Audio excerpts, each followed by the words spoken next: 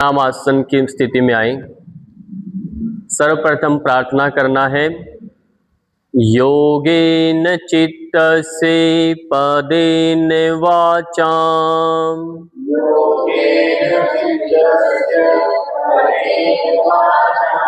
मलं शरीरस्य च वेद्यकेन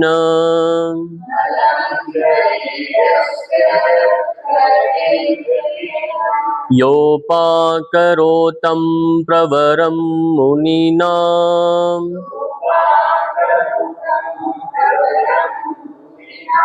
पतंजलि प्राञ्जलिरानतोऽस्मि।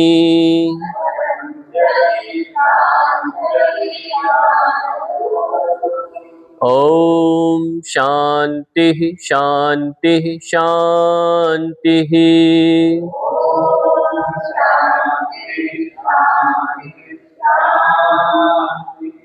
विश्राम देना।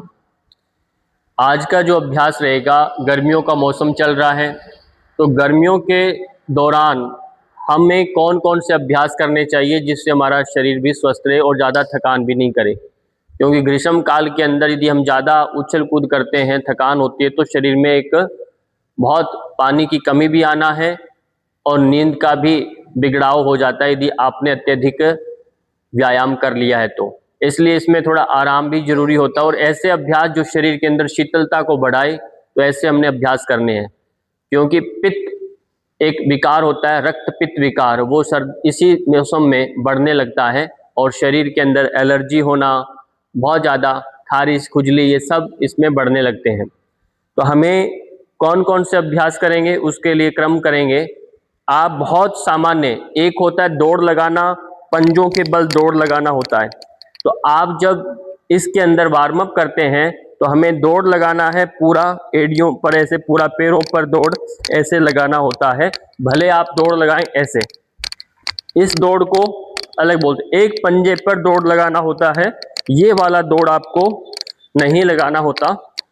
सामान्यतः इसको हम स्पार्ट तेज दौड़ के लिए हम बोलते हैं। सरल दौड़ इस तरह से आप वार्म अप करते हैं। अपने स्थान पर करें, धीरे धीरे धीरे अपना पूरा एड़ियों को लगाते हुए वार्म अप करना। सामान्य, इसमें बहुत तेज दौड़ नहीं लगेगी, अपने आप ब्रेक लग जाता है, इसमें गति तेज नहीं होती। इसके अंदर गति तेज करने के लिए आपको पंजों पर आना होता है। आप खड़े खड़े भी धीरे धीरे पैरों को ऐसे पूरा का कदम चाल कर सकते हैं। कदम चाल का अभ्यास, आवाज आती है बाहर से ये, और ये एक प्रकार हो गया। इस प्रकार से आपको करना, विश्राम दे देना। ध्यान ये देना है, जब भी हम अभ्यास करेंगे, पसीना आपके साइड से पसीना आने लग गया तो आपको अपना व्यायाम को थोड़ा कम करना है, रुकना पड़ेगा, श्वास को सामान्य करना पड़ेगा। चाहे मालिश करते हैं, मालिश करते वक्त कितनी देर मालिश करें उसका भी यही नियम है। यदि कच्छ के अंदर आपका पसीना आ गया, बगल में पसीना निकलने लग गया, तो आपको मालिश को बंद करना पड़ेगा। तो मान लीजिए किसी को पसीना आता ही नहीं है, आज के समय में ये स्थिति भी बन रही है, तो पसीना आ ही नहीं रहा, ऐसे में हम रहते हैं, अंदर ही रहते हैं पूरा दिन भर, तो हमारे पूरे रोम रोम के अंदर पूरा अवरोध हो जाता है, पसीना नहीं निकलता। ऐसी स्थिति में भी क्या करना, वो सब हम बातें करेंगे। तो अभी यहीं से कमर पर हाथ रख करके श्वास के साथ गर्दन को ऊपर करें, नीचे करें, ये साथ साथ में अभ्यास आप करते रहिए। यह अभ्यास आपको बहुत बार हम करवा चुके हैं, इसको करना बहुत जरूरी है, इसको छोड़ना नहीं है। श्वास के साथ ऊपर नीचे हमने गर्दन को किया, फिर दाएं और बाएं, ये क्रम भी आप दोहरा लेंगे।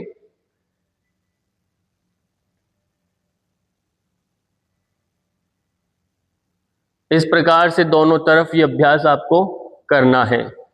फिर बदल कर दाएं साइड में गर्दन को लमका दें, श्वास भरा, गर्दन सीधा, श्वास छोड़ दिया, गर्दन दूसरी ओर। ये क्रम भी आप दोहरा लेंगे। श्वास के साथ जितना गहन संबंध बनाएंगे तो आपका स्पीड कम हो जाएगा, श्वास को छोड़ करके आप अभ्यास करेंगे तो स्पीड तेज हो जाएगा, ये बात ध्यान रखना है। व्यक्ति थकता है क्योंकि श्वास का रिदम उसका टूटता है। श्वास लंबी गहन होनी चाहिए तो आपका श्वास भी नहीं फूलेगा और शरीर गर्म भी नहीं होगा। शरीर गर्म होने के पीछे एक ही कारण है, श्वास की गति तेज कर लेना। तो आपको नाक तक ही श्वास लेना है, सीमित रहना है। फिर बदल कर दूसरी ओर से करेंगे धीरे धीरे। इस प्रकार से दोनों ओर आपने अभ्यास कर लेना है।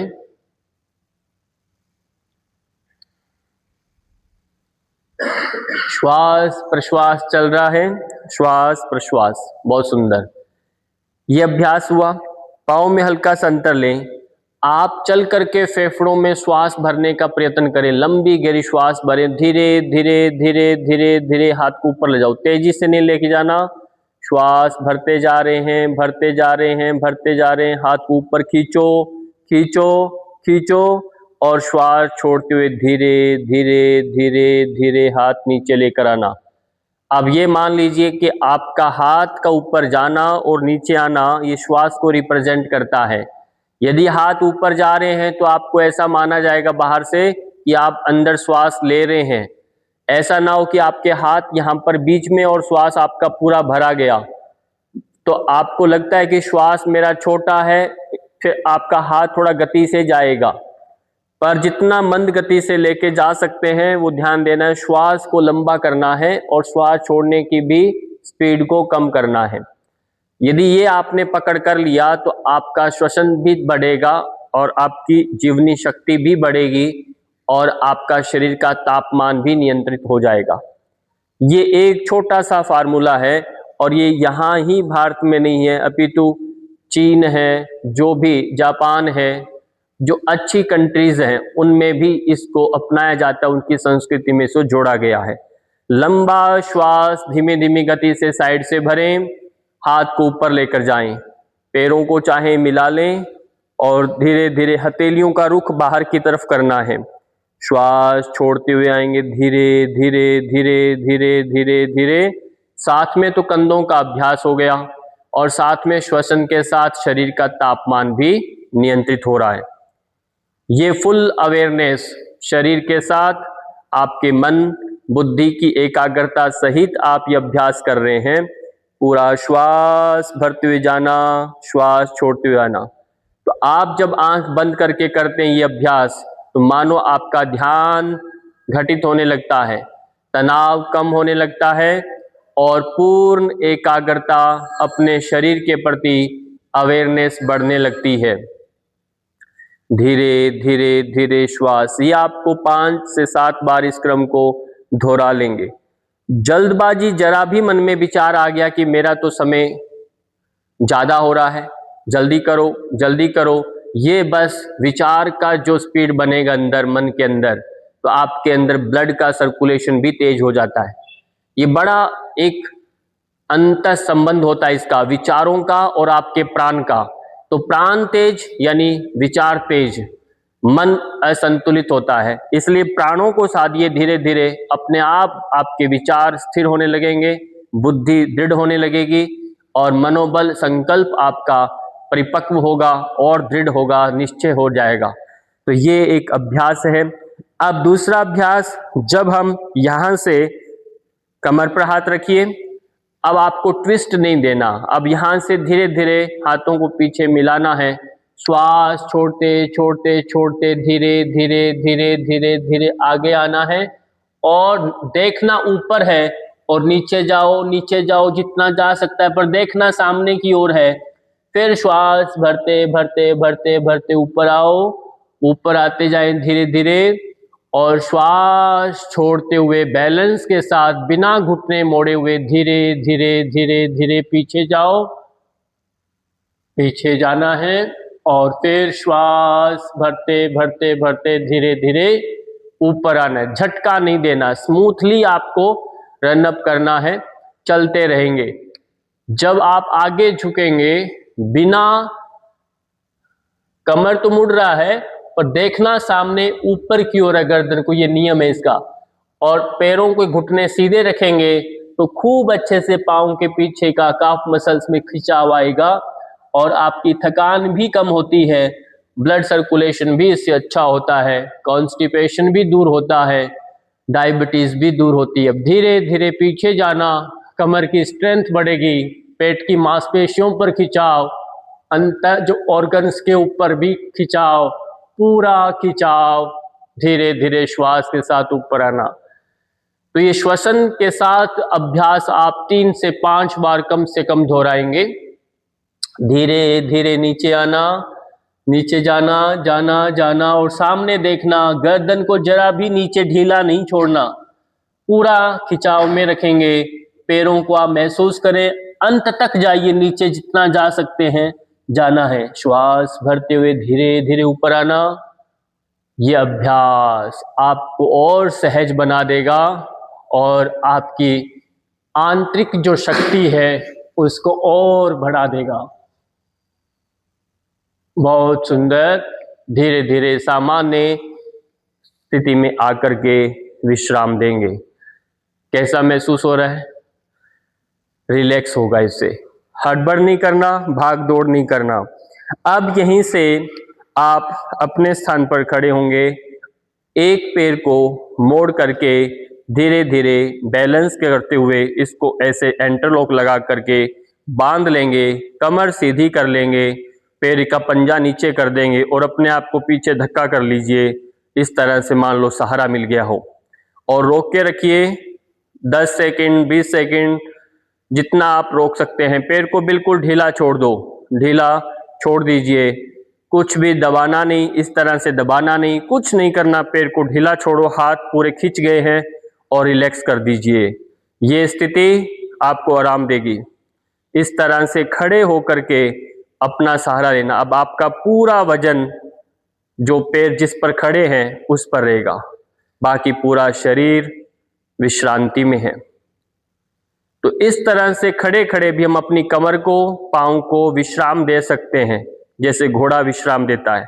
विश्राम दे देंगे। केवल एक ही पैर पर तंग हो रहा था, दूसरा पैर पूरा रेस्ट में चला गया था, अब इस पैर को विश्राम दो।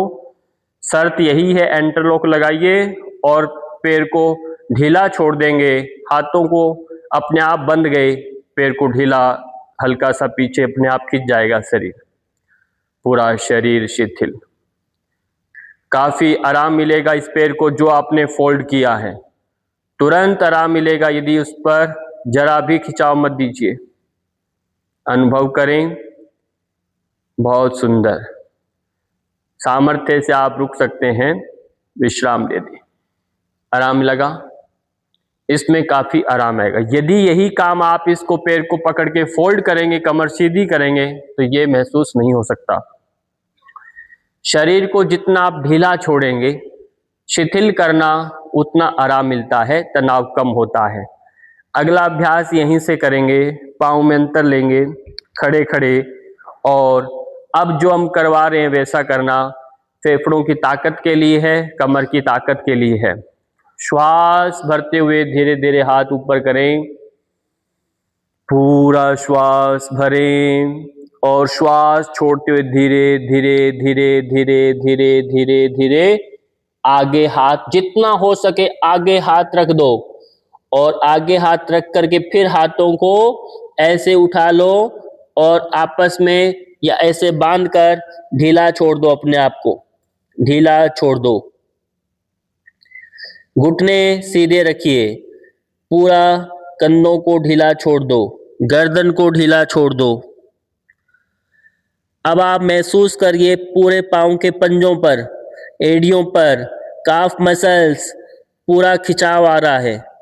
अब हाथों को धीरे धीरे सीधे करो नीचे और गर्दन को ऊपर उठाओ, फिर श्वास भरो, हाथों को ऊपर उठाओ और धीरे धीरे धीरे धीरे धीरे धीरे ऊपर हाथ लेकर आए। ये स्ट्रेंथ बढ़ाता है। और फिर श्वास छोड़ें, धीरे धीरे जाएं, श्वास छोड़ते हुए जाएं। सबसे पहले हाथ सामने रखना, हाथों पर जो ब्लड फ्लो को महसूस कर सकते हैं, हाथों को ढीला छोड़ना, हाथों को बांधना, गर्दन को ढीला, पूरा शरीर लटका दो। जरा भी नीचे की ओर धक्का मत दीजिए, अपने आप ढीला छोड़ दो। गुरुत्वाकर्षण से शरीर अपने आप नीचे जाएगा, आपको कुछ नहीं करना, कुछ नहीं करना। ज्यादा काम करने से तनाव बढ़ता भी है। पूरा शरीर ढीला छोड़ो, धीरे धीरे हाथ गर्दन ऊपर उठाओ, फिर श्वास भरते हुए धीरे धीरे धीरे धीरे धीरे धीरे धीरे धीरे ऊपर आ जाइए। ये अभ्यास आप 3 से 5 बार दोहरा सकते हैं। विश्राम। यह अभ्यास हाथों की पूरी थकान कम कर देता है। पिंडलियों के अंदर जो स्ट्रेचिंग होती है, पिंडलियों का दर्द, बैठने में जो परेशानी, पाँव में स्वेलिंग, सबको दूर करता है। यहां तक पाचन का भी सुधार होता है इस अभ्यास से। धीरे धीरे पाँव को वापस ले आए। अब अपने स्थान पर बैठ जाएं। इसको थोड़ा आगे कर दीजिएगा। अपने स्थान पर बैठ जाओ। जो विद्यार्थी, जो साधक नियमित अपने शरीर को साधा हुआ है, लंबे समय से अभ्यास करता है, तो उसको कुछ प्रभाव नहीं पड़ता। जो बिगिनर्स होते हैं, जो प्रारंभिक जो स्टेज में होते हैं, उनके लिए बड़ा नई चलती पहली सर्दी हो चाहे गर्मी हो, 1 वर्ष का जो बड़ा ध्यान रखना पड़ता है। छोटे छोटे बच्चों को आपने देखा होगा, 1 वर्ष तक यदि बच्चा जी जाता है तो उसका लिए आगे सफल हो जाता है सफर करना, क्योंकि उसने पहली सर्दी भी देख लिया, पहला गर्मी भी देखा, बसंत भी देखा, पतझड़ भी देखा। देखा है कि नहीं? तो ऐसी स्थिति में शरीर उसका ढल गया है, सबको, मौसम को एक्सेप्ट कर लिया उसने, परिचय हो गया उसका मौसम के साथ, तब वो उसको आगे अच्छे से जी सकता है। प्रकृति के साथ दोस्ती हो गई है उसकी। जो नया है उसके लिए रिस्क होता है, बड़ा सावधानी होती है, आप उसको लापरवाही में नहीं ले सकते। इसलिए मैं आपको कह रहा हूं, ये नियम उन्हीं के लिए है जो अभी योग में, जिनको योगाभ्यास करते हुए 1 वर्ष भी नहीं हुआ, उनके लिए सब नया है। ये मौसम उनके लिए गर्मी का नया है। तो आप बड़ी खुशी से ज़्यादा प्रैक्टिस कर लें, पसीना बहा रहे हैं पतला होने के लिए, तो उसके लिए बहुत नुकसान हो जाता है। तो ये ध्यान दीजिए। अब किसी भी आसन में बैठे, इस विज्ञान को समझिए। शरीर के अंदर जो गर्मी बढ़ने का जो भाग है, शरीर में गर्मी क्यों बढ़ती है, तो वो है हमारा दाहिना स्वर। राइट नोस्ट्रिल जो होती है हमारी, ये गर्मी का बढ़ाने का काम करता है।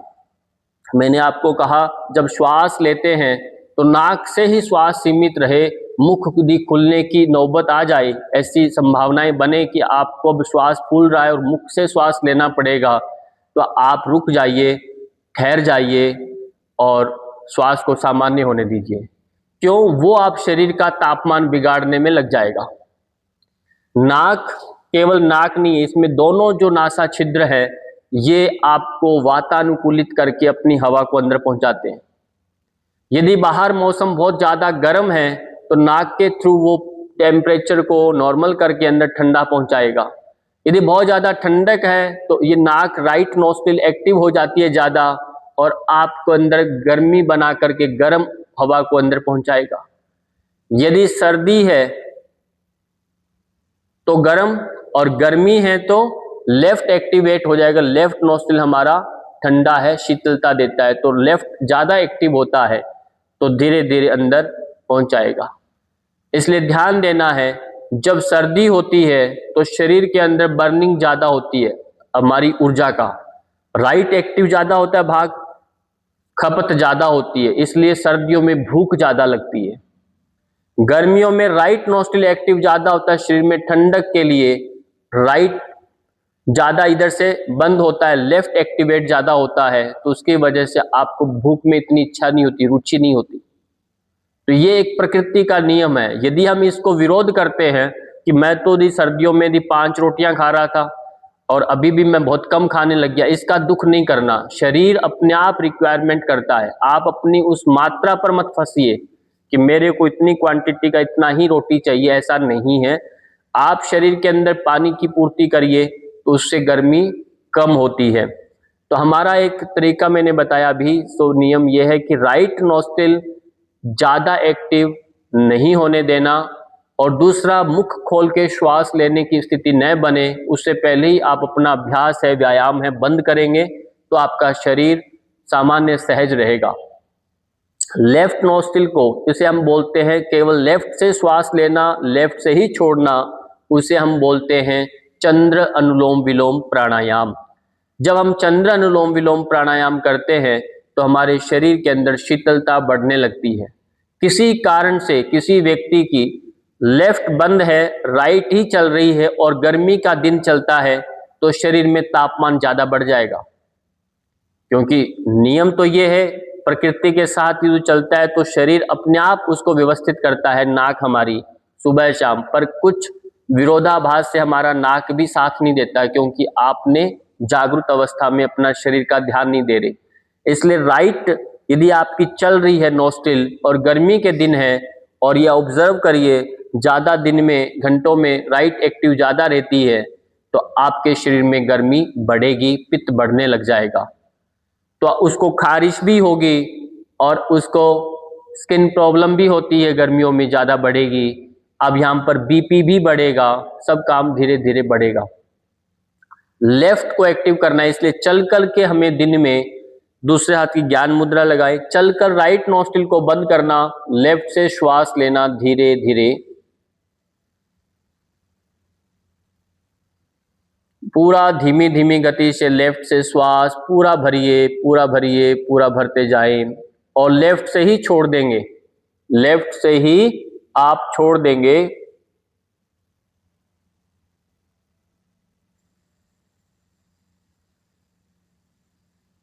लेफ्ट से लेना और लेफ्ट से छोड़ना।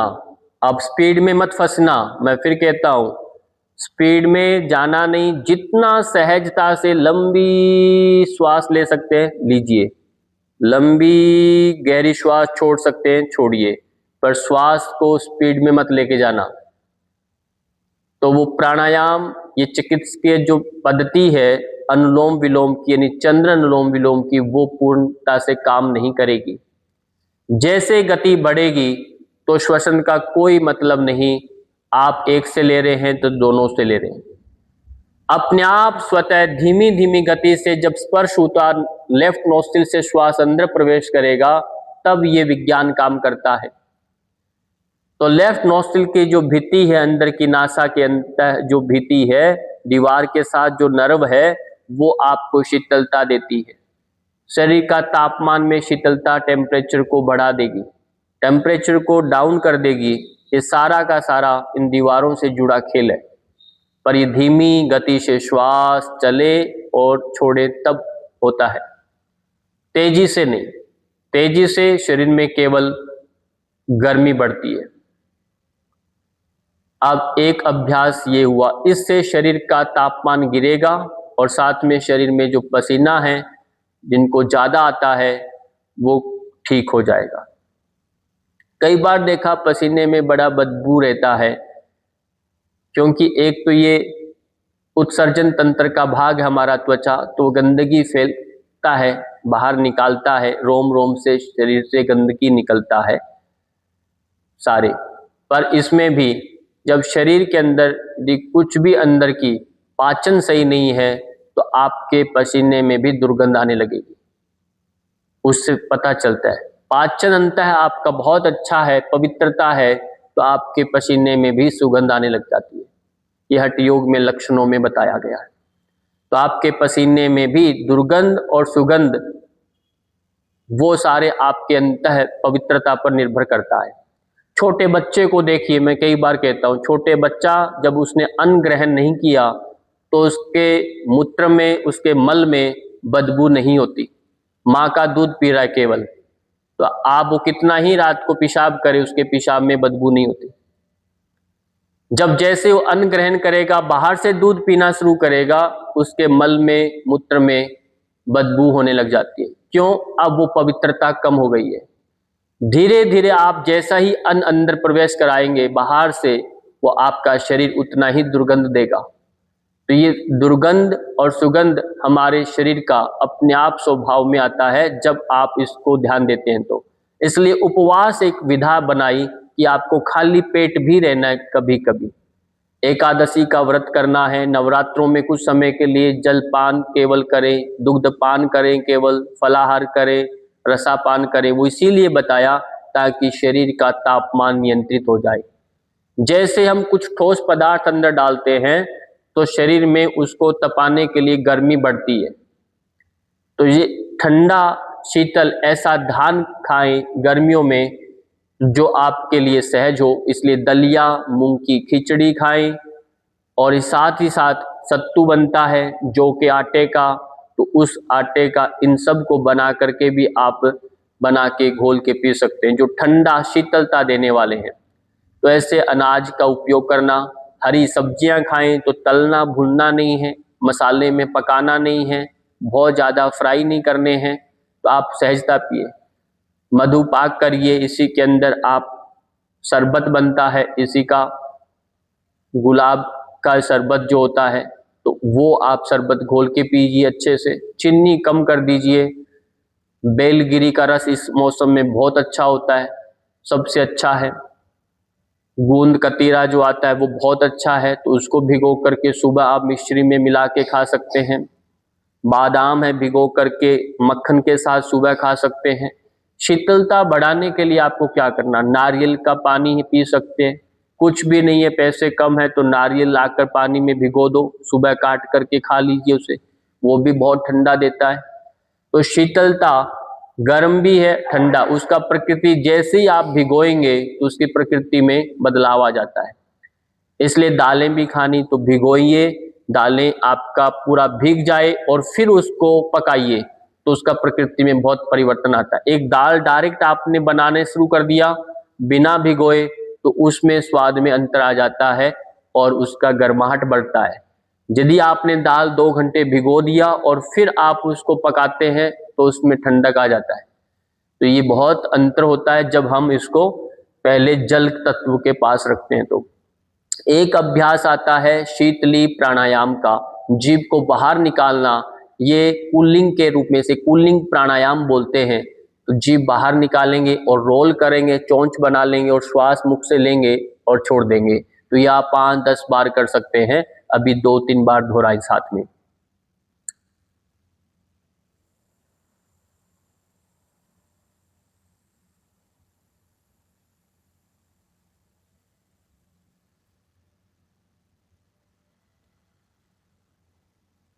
श्वास धीमी धीमी गति से लेना,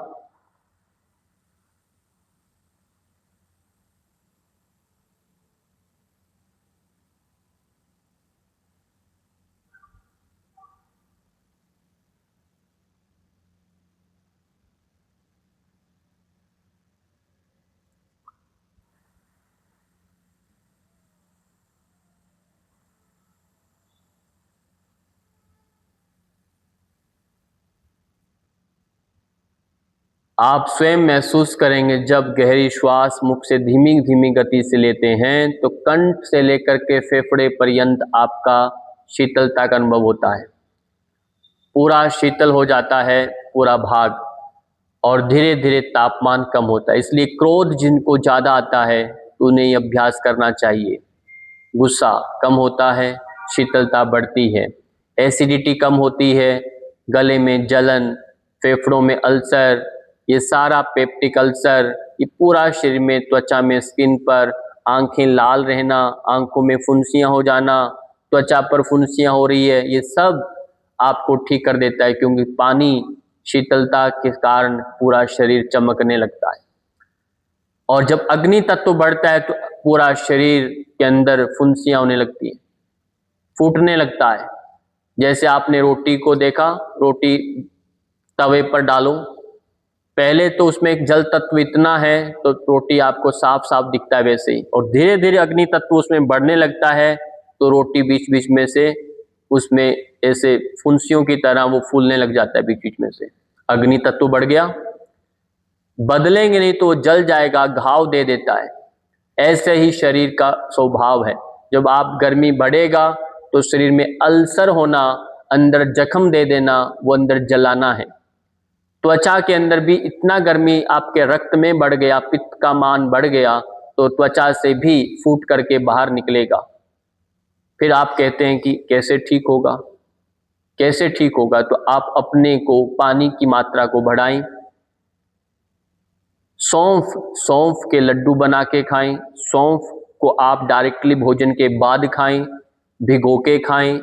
चाय पीने की आदत है तो चाय में डाल के पीजिए। कोशिश करें चाय न पिएं, चीनी से बचाव करें, तब जाकर के ये सब ठीक होते हैं। अब हम बात करेंगे, ये शीतली प्राणायाम आपने किया, इसके अतिरिक्त हमें नींद पूरी लेना होता है। यदि नींद नहीं लेंगे तो शरीर क्या होगा? गर्मी करेगा, गर्म हो जाएगा। इसलिए ग्रीष्म काल के अंदर बताया दोपहर के अंदर भी आपको घंटे भर के लिए आराम करना, भोजन के बाद आराम करना जरूरी है। सर्दियों में नहीं करना। जब दिन और रात बराबर हो जाते हैं और फिर आपको क्या करना? आराम दिन में नहीं करना। जब अर्धरात्रि से भी दिन बढ़ने लगे, धीरे धीरे धीरे बढ़ रहा है, यानी अब 21 जून जब आ रहा है तो दिन सबसे बड़ा होगा, रात बहुत छोटी हो गई, तो आपका 12 घंटे का मानदंड जो है वो बदलता जा रहा है। पूरे वर्ष में 2 दिन ऐसे आते हैं जब हमारा दिन और रात बराबर होते हैं। अब आप देखेंगे 21 सितंबर को, 21 मार्च को, ये 2 दिन ऐसे हैं जब दिन और रात बराबर होते हैं। 21 मार्च के बाद दिन धीरे धीरे बड़े होने लगते हैं। 21 जून को दिन सबसे बड़ा और फिर धीरे धीरे वापस कम होने लगते हैं। 21 सितंबर तक जाकर के फिर दिन रात बराबर, फिर आगे बढ़ते जाएंगे, छोटे हो रहे हैं और रात लंबी हो रही है, और 21-22 दिसंबर का दिन आता है जो सबसे बड़ी रात होती है, दिन सबसे छोटा होता है। तो एक प्रक्रिया है प्रकृति की। अब जब दिन छोटे हैं, रात बड़ी है, तो दिन में नहीं सोना मना किया। आप इस बात को समझिए, कुल मिलाकर के शरीर यदि लंबा गाड़ी चल रहा है तो शरीर में गर्मी बढ़ेगी नहीं बढ़ेगी? इंजन को आराम चाहिए। इसलिए आपका दिन बड़ा हो गया, सूर्य तप रहा है, शरीर भी तप रहा है, और दिन जब तक खुला है तो आप भी चल रहे हैं, दौड़ रहे हैं, तो शरीर का तापमान बढ़ जाता है। यदि उसको बैलेंस नहीं देंगे, कुछ समय के लिए पानी में नहीं बैठेंगे, कुछ समय के लिए आप ठंडक में नहीं बैठेंगे, कुछ शरीर को आराम के लिए पूरा शरीर को विश्राम नहीं देंगे, तो शरीर का तापमान बिगड़ेगा। और ऐसे जब शरीर का तापमान बिगड़ेगा तो नींद भी बिगड़ेगी, और ऐसा साइकिल बनता है, नींद बिगड़ेगी गर्मी बढ़ेगी, नींद बिगड़ेगी गर्मी बढ़ेगी। इसलिए जिन जिन को भी बीपी हाई रहता है वो नींद ही नहीं लेता, इसी कारण से उनका बीपी हाई हुआ। अब हाई बीपी हो गया और अब वो ठीक करना चाहते हैं तो भोजन के बाद सोना कंपलसरी है उनके लिए। नहीं सोएंगे तो उनका स्वभाव चिड़चिड़ा होगा ही होगा। रात को यदि नींद ठीक से नहीं आई, कहीं पार्टी शादी में चले गए, कोई मेहमान आ गया, तो उसका नींद सही नहीं, तो अगला दिन उसका बीपी बढ़ेगा बढ़ेगा, सर दर्द होगा ही होगा और स्वभाव चिड़चिड़ा हो जाएगा। अब बताइए, क्योंकि शरीर में गर्मी बढ़ गया। तो इस शरीर का गर्मी का बढ़ना ही बीपी का बढ़ना होता है। इसलिए नींद अच्छी लीजिए, और उसके लिए आपके अंदर शीतलता चाहिए। जब हमने ये अभ्यास किए अनुलोम विलोम का, आपको एक भाग बताया मैंने, चंद्र अनुलोम विलोम, शीतली प्राणायाम, ये आपको नींद को अच्छी बनाते हैं। क्योंकि ठंडक में नींद आती है, सर्दियों में बहुत अच्छी नींद आती है, गर्मियों में नहीं आती। इसका कारण है शरीर का, प्रकृति का, शीतलता में नींद आती है। स्नान करने के बाद नींद अच्छी आएगी, बिना स्नान नींद अच्छी नहीं आती। जरा पैर धो के सो के देखिए और बिना पैर धो के सो के देखिए, नींद में अंतर आ जाता है। नींद गहरी होती है पैर धो के सोएंगे तो, और बिना पैर धो के सोइए नींद अच्छी नहीं आएगी, आएगी पर उतना गहनता से नहीं आएगी। मुंह धो के सोइए, पैर धो के सोइए, नींद में अच्छा आता है। तो ये स्वभाव आपको शरीर के अंदर साथ जोड़ के चलेंगे और शरीर का साथ देंगे तो नींद अच्छी होगी। पसीना यदि किसी को ज्यादा आता है, इससे ठीक हो जाएगा, और वो पैरों को भी धोएगा। पैरों को धोना है, आंखों को धोना है, गले में पानी पी के गरारे करना है ताकि गर्मी का टेम्परेचर कम हो। मुंह में पानी लेकर स्नान करना है ताकि मुंह का तापमान भी कम हो। जब तक स्नान चले मुंह में पानी भर के रखो, फिर पानी गिरा दो। ये सब प्रक्रिया है जिससे गर्मी कम करी जा सकती है। नींबू का पानी पीना है, शरबत बना के पीजिए। तो ये सारा काम करना है। अपने वजन के अनुसार पानी पीजिए। यदि 20 किलो वजन है, 1 लीटर पानी पीना है, 40 से 2 लीटर पानी पीना है। और ये एक मापदंड बड़ा बड़ा है। पानी के साथ साथ ये भी ख्याल रखिए, पानी जो आप पी रहे हैं दिन में, आप जब लघुशंका यूरिन का जब आप पेशाब करते हैं तो पेशाब का रंग भी देखना जरूरी होता है। रंग यदि बहुत पीला आ रहा है, पीला रंग है, तो पानी की मात्रा को आपने बिना सोचे समझे बढ़ा देना है। पेशाब नॉर्मल आना चाहिए, यदि वो नहीं आ रहा तो शरीर में किडनी भी अपना काम लोड पड़ रहा है, इसलिए पानी की मात्रा बढ़ानी है कलर के देख करके। सर्दियों में बिल्कुल पेशाब सफेद आता है बिल्कुल, कारण क्योंकि पानी की मात्रा स्वतः ही ज्यादा होती है। आप धूप में चलिए, घूमिए और फिर आप पेशाब करके देखिए, पीला हो जाएगा पेशाब, क्योंकि शरीर का जो अंदर का पानी था शरीर ने ऑब्जर्व कर लिया, केवल अब वहां पर यूरिन में केवल अम्लीय तत्व रह गए, वो पीला आ जाएगा। तो आप सिर्फ इस बात को देखना है, शरीर क्या बोलता, कौन क्या बोलता, उसको भूल जाइए, अपने अपने शरीर का ध्यान रखिए, तो निश्चित रूप से आप इस सर्दी से, गर्मी से, इन सब से हम बच सकते हैं। तो प्रकृति के साथ एक दोस्ती बनेगी और शरीर भी आपका साथ देगा। वास्तव में यही यौगिक जीवन शैली बोलते हैं इसे। तो इस जीवन शैली से जिएं और खुश रहें, आनंद रहें। तनाव लेना ठीक नहीं होता सेहत के लिए। तनाव, अच्छा तनाव लीजिए, इसे हम बोलते हैं पॉजिटिव स्ट्रेस। आप पॉजिटिव स्ट्रेस लीजिए, सुबह जल्दी उठना है मेरे को, ये तनाव ले सकते हैं। रात को सोने से पहले मेरे को दिन में इतने घंटे काम करना है, अच्छा सिटिंग बैठ के काम करिए। मेरे को इतना घंटे बोलना है, अच्छे से बोलिए। ये अच्छे तनाव लीजिए। पड़ोसियों के, दूर देश के, इन सब के तनाव लेने से जो आपके हाथ में नहीं, उनका कोई अस्तित्व नहीं, वो आपको व्यर्थ में बीपी को बढ़ा देगा। तो जिसका जो नियंत्रण आपसे नहीं हो रहा, उसका तनाव नहीं लिया जाना चाहिए। तनाव लेना जीवन का एक हिस्सा है, तनाव लेना चाहिए। बिना तनाव कार्य की सिद्धि भी नहीं होती। तनाव लीजिए, पर तनाव ये ध्यान रखें, तनाव आप किस प्रकार का ले रहे हैं, उसका भविष्य क्या है, उसका सार एक बार विचार कर लिया करें जरूर, तब कोई दिक्कत नहीं। अब यहीं से हम विश्व कल्याण प्रार्थना करेंगे सभी। सर्वे भवन्तु सुखिनः, सर्वे सन्तु निरामया, सर्वे भद्राणि पश्यन्तु, मा कश्चित् दुःखी भाग् भवेत्।